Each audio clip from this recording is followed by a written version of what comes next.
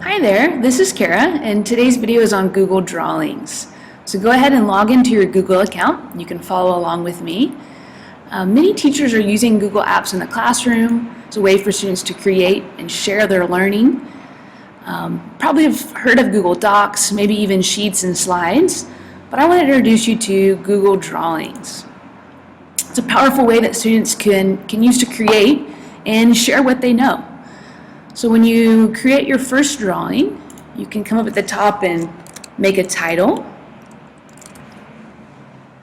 Once I've titled it, I can come in and edit. I can change the background color, whatever I would like that to be.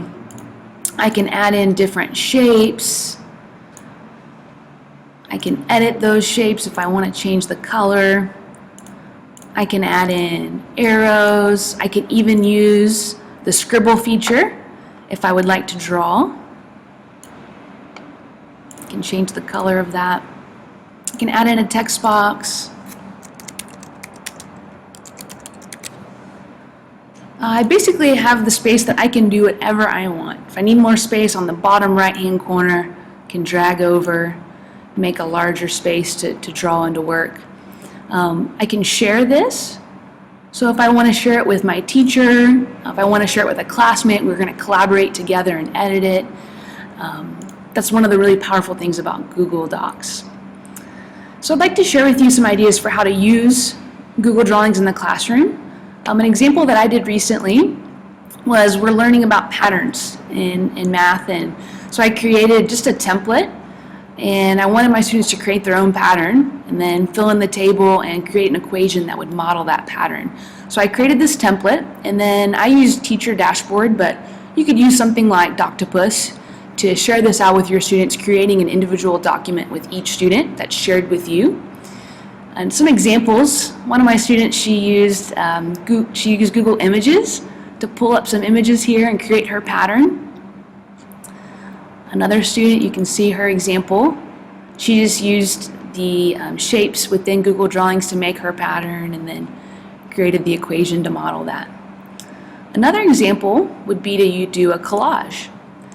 So you can see here's a finished collage. One of my coworkers did this with her class, and this was an introduction to that student, all about this student. And what she did was she used insert image, and when she did that, she used the search feature. So this uses Google to search for images, and notice that these images are labeled for reuse. So as students are pulling out these images, they're safe images to use. Created these different images, and then they were able to share them with their classmates and do a presentation about themselves. Here's another one that was made by another student. You could also use this as a formative assessment tool. So an idea would be to do a classification sort. And in this one, I've already put the images down here for the students. They can click and drag them into the appropriate category. You could also have the students find their own images, put them in. Once they've sorted the images using the comment feature, they could create a comment about the specific image. If they want to write about the fox and why they think it's a mammal, they could type that in. Again, this could be collaborative using the share feature. Okay, going back to my original drawing that I had, okay, this of course is pretty simple, but maybe a student had created something, they were sharing their learning, they want to share that out on the web. So they could do this a couple different ways. They could, using Edit Web Clipboard, copy the entire drawing, and then let's say they have a paper that they're working on